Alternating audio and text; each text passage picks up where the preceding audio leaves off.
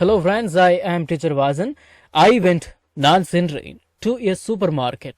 ஒரு super மார்க்கெட்டிற்கு to buy snacks. தின்பண்டங்கள் வாங்குவதற்கு நான் தின்பண்டங்கள் வாங்க ஒரு பல்பொருள் அங்காடிக்கு சென்றேன்.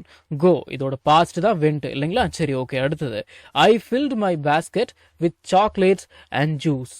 I filled அப்படின்னா நான் நிரப்பினேன் my basket எனது கூடையை with chocolates and juice. சாக்லேட்டுகள் மற்றும் ஜூஸால். ஐ ஃபில்ட் அப்படின்னா நான் நிரப்பினேன், பேஸ்கெட் அப்படின்னா கூடை. சரி, அடுத்தது ஐ ஸ்டுட் நான் நின்றேன் இன் அ லாங் லைன் ஒரு நீண்ட வரிசையில் ஃபார் பில்லிங் பில் போடுவதற்காக. ஸ்டாண்ட் அப்படின்னா நிற்கிறது, ஸ்டாண்டோட பாஸ்ட் தான் ஸ்டுட். ஐ ஸ்டுட் அப்படின்னா நான் நின்றேன். ஞாபகம் வச்சுக்கோங்க, நான் திரும்பவும் சொல்றேன், ஸ்டாண்ட் இதோட பாஸ்ட் ஸ்டுட். சரி, ஓகே. ஃபைனலி இறுதியாக it was my turn at the counter. கவுண்டர்ல என் டேர்ன் வந்துச்சு. என் டேர்ன் வந்துச்சுன்னா என்ன அர்த்தம்? பே பண்ணுறதுக்கு. சரிங்களா? சரி, அப்புறம் the cashier scanned all my items carefully. Carefully அப்படின்னா கவனமாக. த கேஷியர் அப்படின்னா காசாளர். ஸ்கேன் அப்படின்னா ஸ்கேன் பண்ணாரு. ஆல் மை ஐட்டம்ஸ் அப்படின்னா எனது பொருட்கள் அனைத்தையும். சரிங்களா? சரி, okay. The cashier scanned all my items carefully. காசாளர் எனது பொருட்கள் அனைத்தையும் கவனமாக ஸ்கேன் செய்தார். She asked me for 500 rupees. She asked me for 500 rupees அப்படின்னா அந்த பெண் என்னிடம் 500 ரூபாய் கேட்டார். இந்த மரியாதைக்காக கேட்டார்னு கொடுத்து வச்சிருக்கிறேன். அதனால இந்த ஷி அப்படின்னா அவள் அப்படின்னு தானே அர்த்தம். அப்போ கேட்டாள் அப்படின்னு தானே வரணும், அப்படிலாம் கேட்காதீங்க. சரிங்களா?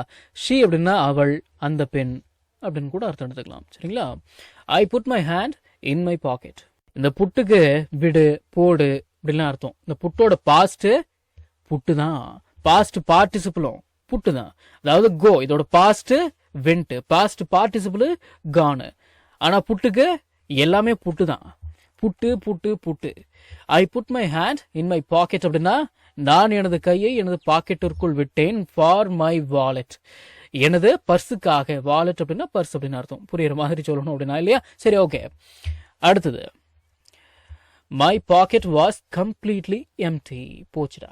கம்ப்ளீட்லி அப்படின்னா முழுவதுமாக, எம்டி அப்படின்னா காலியாக, வாஸ் அப்படின்னா இருந்தது. My pocket was completely empty அப்படின்னா எனது பாக்கெட் முழுவதுமாக காலியாக இருந்தது. ஐ ரியலைஸ்ட் நான் உணர்ந்தேன். My wallet was still at home. At home அப்படின்னா வீட்டில், ஸ்டில் அப்படின்னா இன்னும். என் பணப்பை இன்னும் வீட்டிலேயே இருப்பதை நான் உணர்ந்தேன். ஐயோ, அப்புறம் என்னாச்சு? I left the items and ran away slowly. Slowly அப்படின்னா மெதுவாக அப்படின்னு அர்த்தம். சரி, இப்ப கவனிக்கணும். ரன் இதோட பாஸ்ட் தான் ரன். ரன் அவே அப்படின்னா ஒரு இடத்தை விட்டு ஓடி போறது. ran away அப்படின்னா ஒரு இடத்தை விட்டு ஓடியாச்சு. ஐ லெஃப்ட் த ஐட்டம்ஸ் அப்படின்னா நான் அந்த பொருட்களை விட்டு விட்டு அண்ட் ran away அங்கிருந்து, அதாவது அந்த இடத்தை விட்டு ஓடி போயிட்டேன். ஸ்லோலி மெதுவாக. தமிழ்ல அங்கேயே அப்படின்ற வார்த்தையை கொடுத்து வச்சிருக்கிறேன். அதுக்கேற்ற மாதிரி இங்கிலீஷ்ல ஒரு வார்த்தை கூட இல்லையே அப்படின்னு கேட்காதீங்க. உங்களுக்கு புரியணுங்கிறதுக்காக அதை கொடுத்து வச்சிருக்கிறேன். சரிங்களா? நம்ம தமிழ்ல பேசக்கூடிய அன்றாட வாக்கியங்களை இங்கிலீஷ்ல இப்படி பேசலாம்னு சொல்லி ஒரு 1000க்கும் மேற்பட்ட ஆங்கில வாக்கியங்களை தமிழ்ல மொழிபெயர்த்து ஒரு 5 PDF நான் ரெடி பண்ணி வச்சிருக்கேங்க. ஒரு PDF ஓட பிரைஸ் வந்து பாத்தீங்கன்னா 50 rupees. ஆனா இந்த 5 PDFையும் நீங்க 250 ரூபாய் கொடுத்து வாங்க தேவையில்லை.